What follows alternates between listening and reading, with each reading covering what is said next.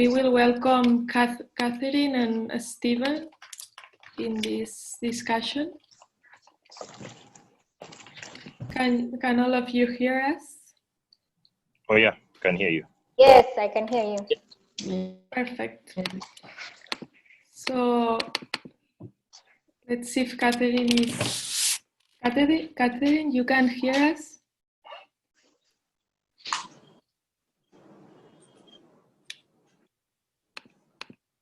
Okay, let's see if Catherine is here. Catherine, if you are joining by your phone, I would request you to click on the connect to audio option on the bottom left. That should allow you to be able to speak. It's only your audio device that is not connected yet. Okay, let's see. Okay. So, Catherine, can you hear me?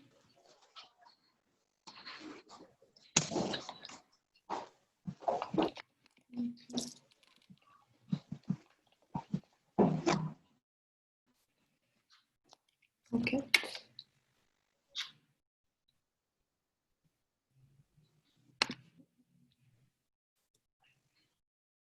Okay, let's see if we can have Catherine's audio here. But you, Stephen, you can start. I would ask you, how did the idea of the Fincubator in Uganda arise? And tell us more about its design phase and how the process started. Yeah, thank you, Gemma, for your question. Yeah, so for the incubator, it all began with, of course, our team, with Scott, our CEO, our founder, and we were looking at doing more programs in schools, especially in the US, but as we started looking at doing more things internationally, that's when I came in. And I remember my role was mostly to do assessments on the ground, and I went there and I met with a team, and I met some of the amazing people in Uganda. We were partnered with Eye Profile Foundation with Aisha. So through that, got to meet some of the teachers, got to go to the schools, got to see what was actually happening on the ground. And from there, we started to design a program that would work for the demographic that we're looking at. And so we wanted this was a pilot, the Fincubator was a pilot, so we wanted to have a diverse group. So we looked at how does financial inclusion compared to like different schools look like. So we took different, schools depending on like the socioeconomic, levels of the students and the teachers, at least in the neighborhood, looked at, from when you look at primary versus secondary school students, does age a factor, and then we're also looking at teacher to student ratios, some schools with more than others, and then as well as looking at some of the schools with pre-existing programs, which is where Catherine, she already was doing some of these programs. We had Mary, who was also investing in the school that she was doing, and we had Aisha and Vincent with iProfile. They were going and doing savings, teachings, and so we were looking at some of the schools and trying to assess, how is this going to work, and designing a program that's going to work well for the students. We all worked as a collaborative team because we believe that as we were designing this program, we believe that any program that's international, that's cross-cultural, you have to work with the needs on the ground. It has to be led from a grassroots level. And so that's what we designed it to do. And so I believe that the trainers on the ground can give us more information on how the program is done and the testimonials from the students. But I believe this was definitely a win in our book in seeing and harnessing entrepreneurship potential in youth in Uganda. Amazing, thank you. So Aisha and Mary, how did you receive the idea at the iProfile Foundation and at the Start Young, Prosper Young? And what was your first impression about the project? And how did you start collaborating with FinMango? Who's going first?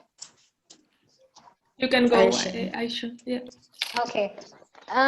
So how it started, I met the founder of FinMango on Instagram, and I was very excited that we both do financial literacy and are very passionate. So how we perceived it at the iProfile Foundation, because one of our core programs is financial literacy. So with no hesitation, I told my team about it, and anything to do with financial literacy gets me excited. So it was very welcomed by our board of directors and all our partners that we work with, Bank of Uganda, the different other banks that we already work with. So it was very exciting to see that there are different organizations out there on the same mission. So why not collaborate? And then we already were working with schools, but we thought to do a pilot, we would reach out to different other schools where our programs are not existent, to kind of see and test out this phase. So it was really exciting, and for me, the journey has been quite thrilling, and looking at where it is now and some of the kids' success stories gets me really, really inspired. Yeah. Perfect.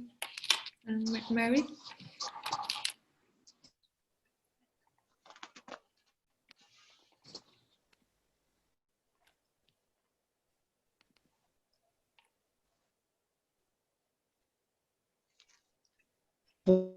Hello. You come in? Not really good.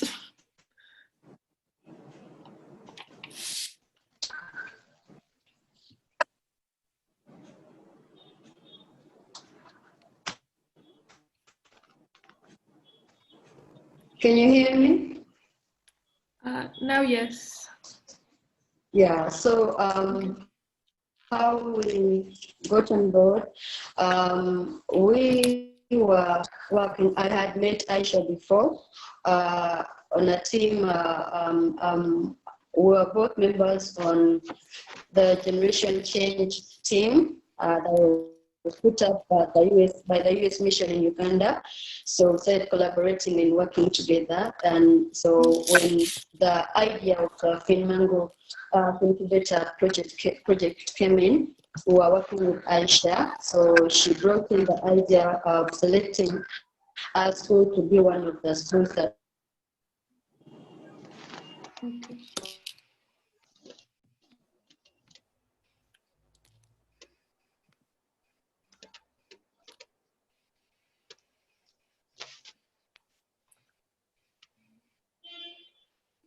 Okay. Now we cannot hear you. Okay. And Catherine, can you hear us now? You are in mute mode, so if you can unmute your microphone.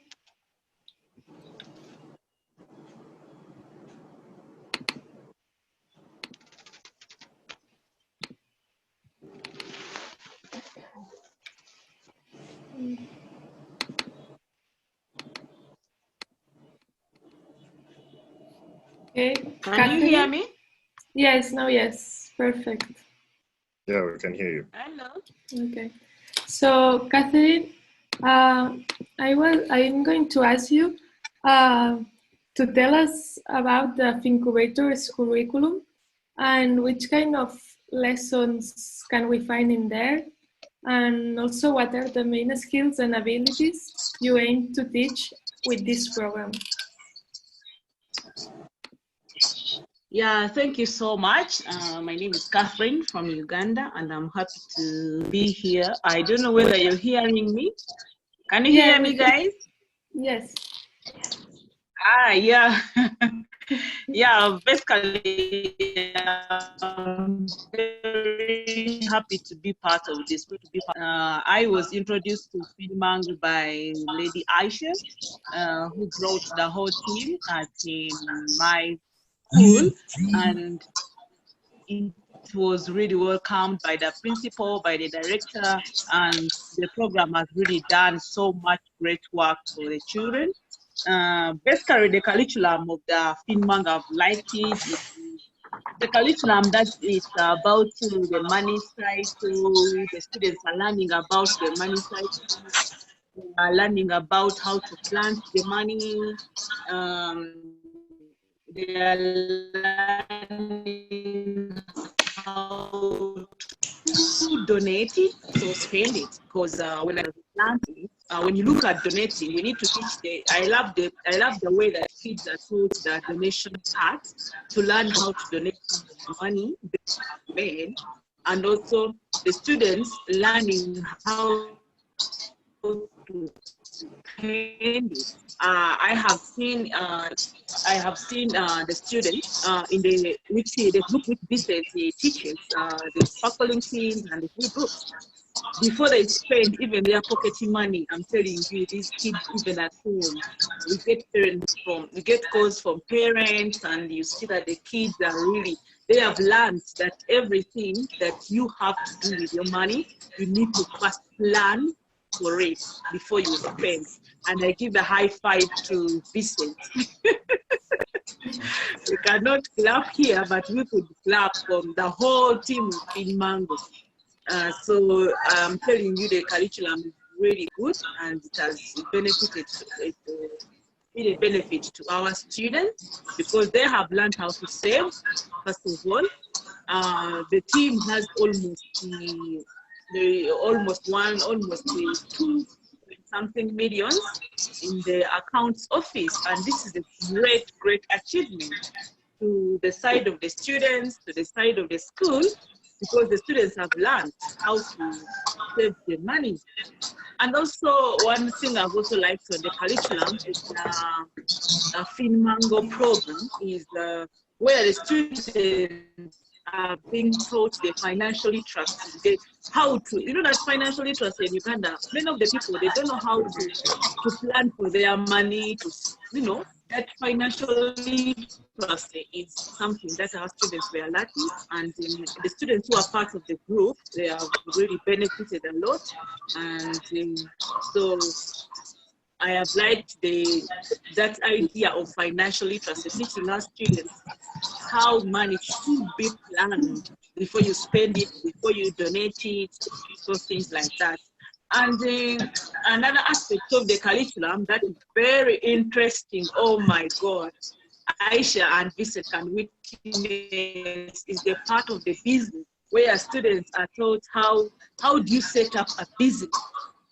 This is something that is, because recently the government, I happened to be working with the government of Uganda in the program called Youth Livelihood Program.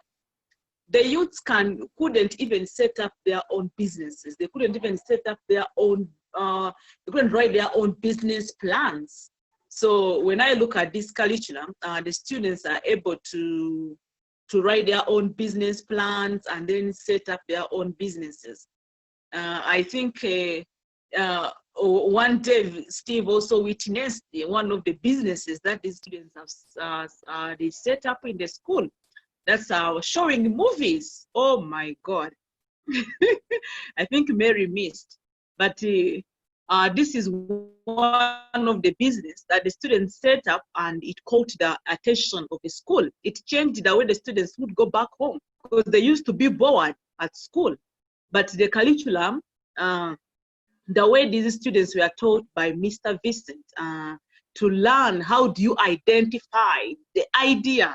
I love the part of the idea, the ideation, where the students are given opportunity to think of the environment, the feasible business that can fit into the community. And the students were able to think about the movie night. And this thing would take like 3 days in the school before the students go back on the 4th day. And so I love So it's really something that is engaging for the students. And another amazing part is when the students are taught the record keeping aspect. This is very, very, very important, even to us, the old people, the youths in the community. People, they don't know how to keep records for their money. They don't know how to keep records of everything. But the students in the program, they have learned how to keep records of their money. They have a book. They even know how much. They see it is we are locked down, but you can give them a call and they know how much is in the box. So I really loved that part of teaching the students the record keeping, that they are even taking it back at their homes, by the way. I think Vincent knows this, and Aisha, we've been testifying this. And another aspect of the staff is you have the business, you have the product, and you have everything. Now what happens? The other aspect I like on the curriculum of the Finmango program is the marketing bit. Oh my God, this is very interesting. You could see how students would market their tickets for the movie night. You could see them marketing. We have a group that is in senior 3 that is setting up. It sets up its corner. So others are dealing with the movie night. For them, they're concerned by selling the eats in the movie night. But you could see the week, how Ezra and the team, they are marketing the tickets. It is very, very interesting, and big up to the team that these are young generation. This is a young generation, these are young people, but if they are learning how to save, how to donate, how to plan, how to spend, how to do a business plan, and they're learning all this financial literacy, I think it's something very, very amazing, and I big up to the team. Thank you, guys. Thank you, Catherine. Now I would ask Vincent, how is the program structured and how many people is involved? Hello? Hi. Yeah. Yes? Yes. Did you hear the question? You're asking about how the program is currently run? Yeah, how the program is Yes. structured. Yeah. Okay. So we had a successful pilot season that was last year. And part of this I'll actually answer by association, the question that was asked about the Fincubator, the refugee boot camp, because after we had the successful pilot, we are pretty much modifying the program to run the same way. And we had a successful pilot last year, and we had about 3 schools involved. Across the 3 schools, we had about 3 groups and a total of about 200 students involved in the program across all the 3 schools. And what happened was we had about 3 of all the 9 businesses across the 3 schools that were involved in the program. About 3 of them were actually able to start actual running businesses even before we provided them financing, which is part of the program. And what we're deciding now is, as opposed to having an educational phase that was lasting about 3 to 4 months, thereafter having a pitching session and then funding that we're doing last year. Now we're collapsing it into a boot camp, which is going to be running both for the the Fincubator for refugees and also the Fincubator for the schools. So how the bootcamp is going to be structured is it's going to be a 3-day event. A 3-day event where the students are taken through an inspiration, teaching, and then they are pushed to start up. So the inspiration session really just gets them to inspire them on the journey on financial literacy and entrepreneurship and get them excited about the concepts. And that's largely on the first day. The second day dives a bit deeper to teach the students the practical steps and the tools that they need to achieve.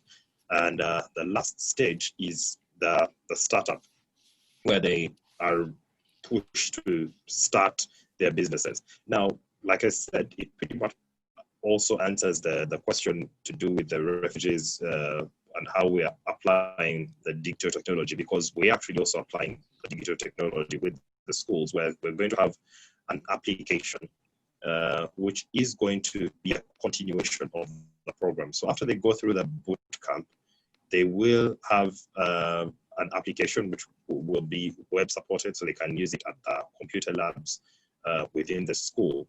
Now, what this is basically going to do is help them continue their education through the application. So they'll have different tasks that they'll have to accomplish on a weekly basis and upload the results from the tasks.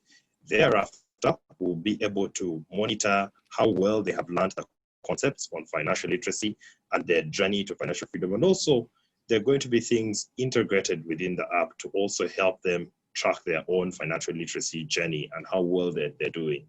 At the end of it all, this information put together is going to help us assess for the schools or even the refugees, for anyone who will go through the Fincubator program and go through the teaching phase, go ahead and use the digital platform and interact with the app and go through all the stages, we'll be able to assess their readiness to actually receive capital. Now, we'll be able to gather information over the months that proceed after the program, that the person is able to understand the things that they have been taught, understand concepts such as receiving a loan and paying back and building capital within a business. And then they will be able to access capital to start the business venture that they have to come up with through this process.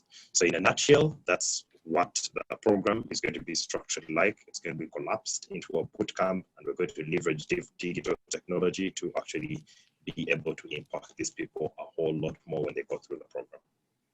Okay, thank you so much, Vincent. Now, Aisha, what impact in their lives do you expect to have in the life of the students? What impact do you expect to have through this program? All right, thank you very much. Pretty much, we're already starting to see what impact this program has on some of the students. And to highlight, one of the schools I was working with as a trainer is a primary school going children, and these are kids between the age of 9 to about 14. And I remember having a bit of a riff-raff with Vincent and telling him that, hold on and see what my kids will be capable of doing.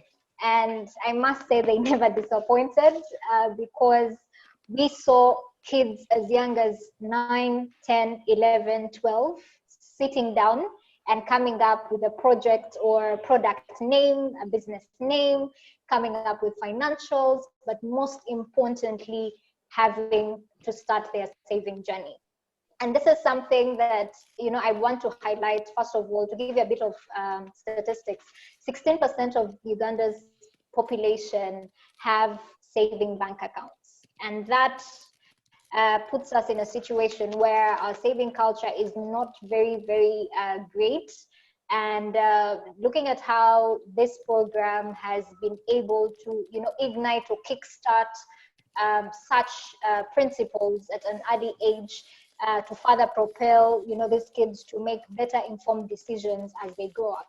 But most importantly, looking at, the aspirations they have for these small businesses. I wish I was 9 again. I mean, I would have made all those mistakes, learned the hard way, and perhaps I would have been a better entrepreneur right now, but I'm still learning anyway.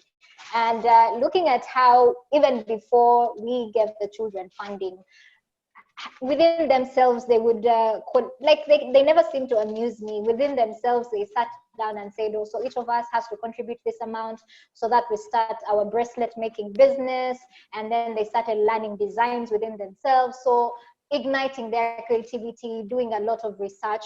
But overall, the impact that I look forward to seeing in the near future is, Uganda is one of the most entrepreneurial countries, but sometimes it has the highest failure rate, which kind of, puts an end to the excitement that it's one of the most entrepreneurial countries. But looking at the change of a narrative of having more successful, businesses and having these kids, of course, not all of them will be entrepreneurs, some of them will be investors, but looking at each child, having a bit of, personal financial knowledge and how it will increase their saving portfolio, their asset portfolio, but also changing the shift in terms of statistics of having more saving bank accounts open, but also looking at how, you know, we're able to have more job creators than seekers, and thus dealing away with the problem of unemployment or somehow contributing to its reduction. Thank you. Thank you, Aisha. Now I would ask Catherine if you can share with all of us some stories or testimonials of the value that the Fincubator brought to the schools.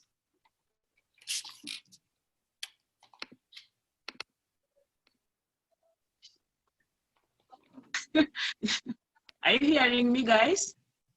Yes, yes, we can hear you. Yes, some of the testimonies, first of all, would go to the money that the students have been able to save with the accounts office. Have been able to bank the savings into the money. Two, the testimony I have, recently, one of the students, I think Vincent knows, she's in his class is called Lydia. Lydia, after the father knowing that he's one of the parents who is supporting these kids into this program, there was an introduction at home, and then what Dad Lydia did, he involved it. He called me and said, I think this group of Lydia, the sparkling teens, they are going to help us in the family to plan for the introduction. It was a very amazing call for me.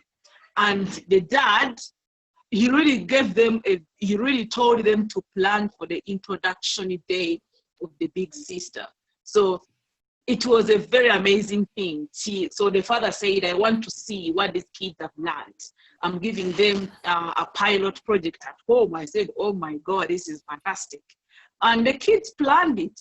They really planned the event, and the event was successful. So it's one of the things that I feel happy, and is one of the practical parents we have in school. So when even others during the Christmas seasons, the parents told the students to plan for the Christmas day at home. So these kids are really amazing, and the testimonies, we may not exhaust everything, but some of the testimonies is students now, and the most important thing that I have seen in this program, one of the biggest impact the testimony, is having self-driven students. The students have been able to drive themselves, to realize themselves, to know that this is what I have to do with the money. This is what I have to do. They have value for money, by the way. And they always say, Aunt Aisha will do that. You people want Aisha. So I think this is a brand. Yeah, this is something that I can say that our students have been given how to plan for their money before they spend it. This is reality. Even their parents testify. At home, they leave money at home. They give them opportunity to plan for their home, which is very, very, very important to me, and very surprising me, and very happy to hear that if parents give you these testimonies at home and the kid was not able to do it, then to me it's a big testimony. We know that we have a bright future, a bright Uganda, and a bright future for the youths in the community. Perfect. Thank you, Catherine. We are almost finishing this panel, so I'm gonna ask Stephen, what's next for the Fincubator?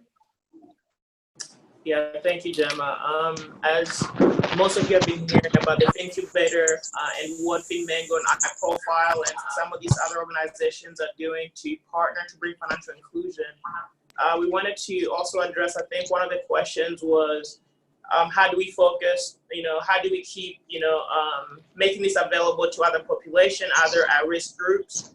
And that is something that comes every time we visit, every time we go to a school, or we meet with partners. They ask, what about college students? What about the street kids? What about this population or this population? And I wanted to speak into that a little bit, you know, why we chose the schools that we did, why we chose even the partners that we did.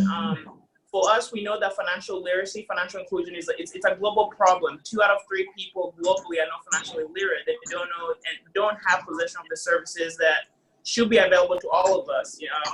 We have 73 million, you know, youth, you know, between 18 and 24 years old unemployed globally. So this is like a global problem. And so we understand those issues, but for now, we're looking at making this pilot, the Fincubator, you know, focusing on especially like harnessing, you know, youth potential, making it strong, making the curriculum strong. But the key thing that I always tell everyone is this, like our program exists because of the support of mentors. So the ones who are on this panel, most of them, you know, right, they're all Ugandans. I'm the only non-Ugandan, you know, so having people in the country, having people in the community investing in the youth, that is actually what we're trying to harness. Because when the older generation and the younger generation, the ones who have privilege go to the ones without privilege, when we start looking back to the ones who are below us, that's how we actually change society. That's how we actually start to see change. Because as they talked about, the Fincubator program, what we do is we take them through the whole process. So when someone is like in primary school or secondary school, they've learned how to make a business plan. They know how to pitch ideas. They know what it looks, you know, for lending and loans, like how does that work? Because we give them a 0% finance loan for their businesses, and how to even create capital for themselves. So they don't need even, you know, the capital from other people. So we have this program that's actually doing a lot, but we also understand that one of the key issues is infrastructure in some of the environments we're working on, and that's what we do in schools. Because schools give us the infrastructure, they give us the mentors, the teachers, the parents that are involved in the children's lives, where sometimes when we go outside and work even like with a fringe NGO or just like a group that's out there, all like street kids, they don't have the infrastructure sometimes to sit down to work. And we are hopefully going to address those things as we work with refugees and as we make this program available to other people. So thank you, and I'm excited for the future. If you want more details about the Fincubator, go to our website, finmango.org/Fincubator. Thank you, Gemma. Thank you, Stephen. So we come to the end of this panel. I would like to thank you to all the panelists for all your amazing insights. I will also thank to all the attendees and participants for joining today. And I would like to end with a big thank you to all the Finmango team that it's doing great work behind all these events. And yeah, thank you for joining. And now